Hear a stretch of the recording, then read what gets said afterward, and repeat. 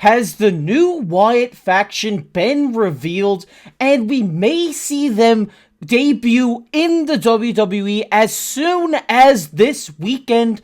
Also, WWE Hall of Famer The Undertaker calls for some major changes within the WWE Draft, and we're going to break it all down for you coming up on this episode of Wrestle Digest. But before we get into it, we got to say that 97% of you guys watching these videos aren't subscribed to the channel, so if you're a big wrestling fan and you're looking for a place, maybe second, third place for wrestling content here on YouTube, you found the right spot here at Wrestle Digest, so make sure down below and hit that subscribe button. But with that said, let's get right to the first topic of the video, Brady, which is new Wyatt faction revealed. And yes, we've seen this crazy theory circling online from Black Mass Designs on Twitter, where he thinks that all the letters that were in the first Uncle Howdy QR code are the first letters of the first name of the new members of the Wyatt faction.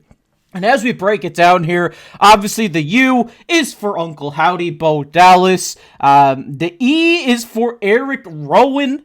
We have the D being for Dexter Lumis. We have the J being for Joe Gacy, which I really love.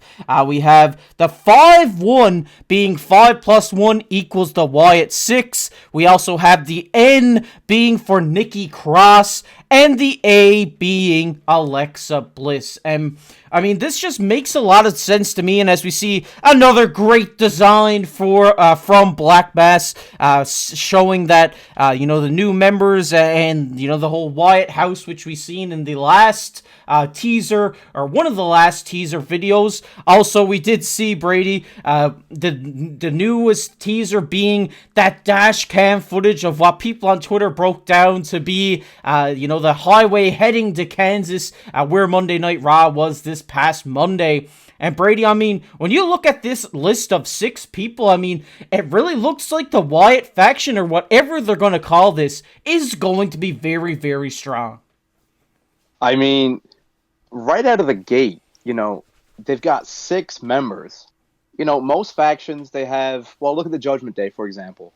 They've got Dom, Finn, Damian, and JD as the men, and then they got a 5th in Rhea.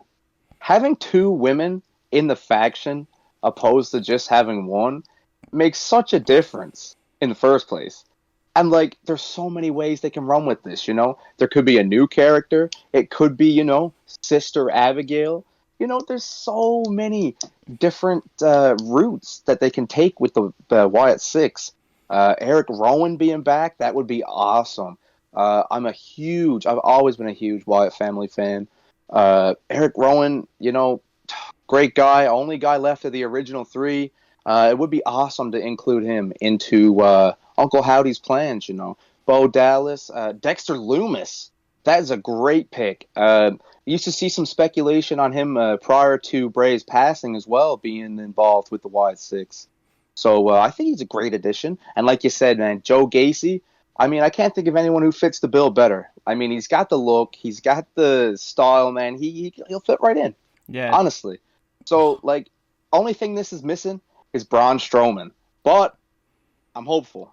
Yeah, it's interesting now to see, because Braun Strowman did make his debut on Monday night, so maybe they do want to keep the Monster Among Men as the Monster Among Men, but there is a possibility that maybe there's a new puppet, because I believe all of these characters are going to be after the puppets in the Firefly funhouse. So maybe there's one that hasn't been revealed, and that could be Braun Strowman, which would be really fun to see. But like you said, man, the addition of Joe Gacy here would be perfect, because he is the closest thing in terms of character that we have seen to Bray Wyatt in a very long time, and just having that smile on his face at all time, that, that grin, that menacing look, I think that makes him fit the bill for this Wyatt 6, the new Wyatt faction, whatever they're going to call it. And obviously, Uncle Howdy is going to be headmanning this. I'm sure Eric Rowan will as well. I think he could easily headman this new faction as well. I think both these guys are going to take the reins here.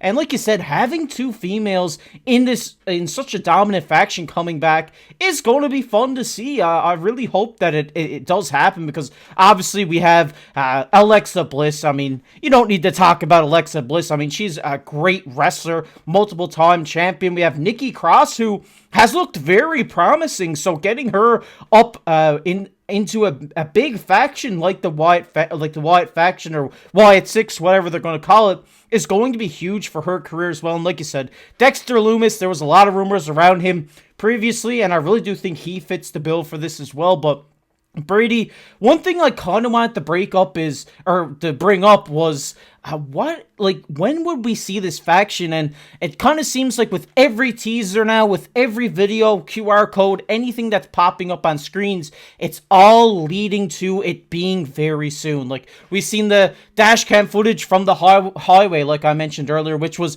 heading to Kansas City, meaning they're almost here. And like we seen the last time that this faction came to the WWE, the last teaser said tomorrow. So if we see a teaser on Friday with something including tomorrow in it, you better believe that they are going to debut at Backlash France. Yeah, I think so too. The signs are there. I'm hoping it's sooner rather than later. Now, I don't know if you remember how long it took for us to get the Bray Wyatt stuff when they were doing the White Rabbit music in the arenas and the White Rabbit QR codes. That felt like it took an eternity. So, and Paul Levesque, he's a very patient man, and he wants things to go his way. So, we could maybe see this thing not even come until Money in the Bank, or maybe even up until Clash at the Castle. But I mean, I don't really see that being a fitting place. Maybe Money in the Bank, and then setting up for SummerSlam or something like that. A lot of potential, and like this is what's got me bought in to the product right now is the Wyatt 6. Yeah, definitely. And I'm really big fan, like you said about the White Rabbit thing. That's kind of what I was talking about, like how the last teaser said tomorrow. So if we do see that on Friday, I would give it a 90% chance that they are going to show up at Backlash France. The real question is, how would they come in? Would they maybe attack a current champion, depending on what brand they're going to be? Is it going to be maybe Cody Rhodes? Is it going to be Damian Priest, which I would really love? I'd love to see Damian Priest retain, and then the Wyatt 6 or the Wyatt family come in and just immediately feud with the Judgment Day. Yeah, it would be a good fit. I mean, we talked about it too, like that before Rhea's injury. It would have been so fitting for the new Wyatt faction to take on the Judgment Day. I love that, but at the same time, I want Finn to be the one to take that from Damian. But in saying that, I don't know if I can see Cody dropping the belt soon. So, there's that as well. Is it going to play out to nothing? Because I would love to see Uncle Howdy be like a world champion. I think that'd be so cool. And, I think Bo Dallas is capable, and especially with all these powerhouses around him.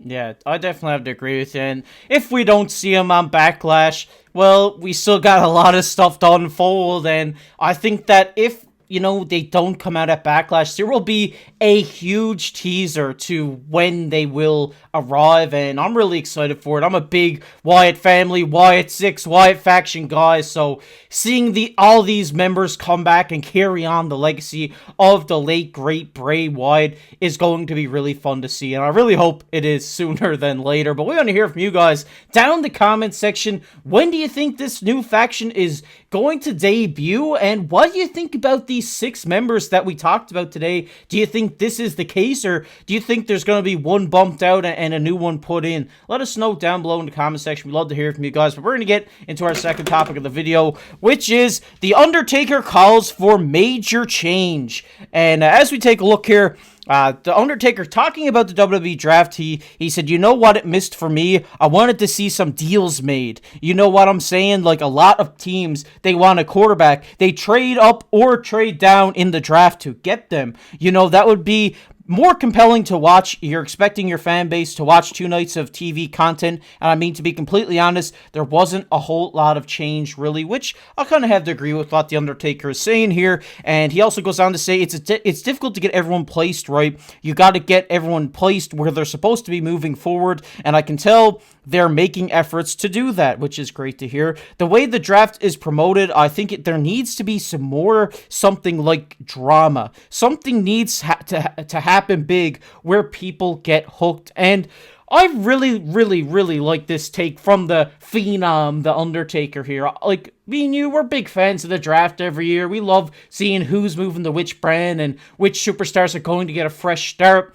And I think maybe having that little aspect of trading up and down throughout the draft would be really interesting and make it really fun for just the WWE draft in general. And maybe just having trades during non-draft times could be fun as well.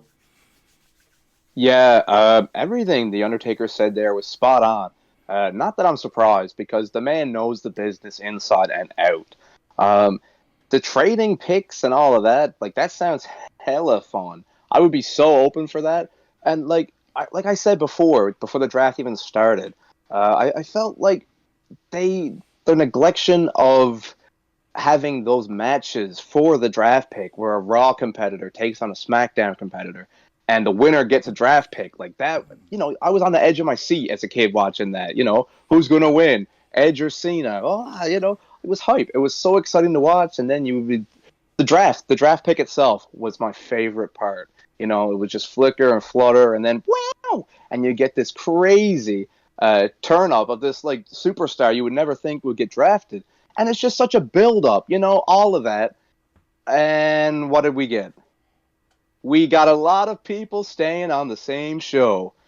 Casey and I streamed both nights of the draft, and we were pretty forgiving with night one, I would say, given how lackluster it was, but we had optimism for Monday night.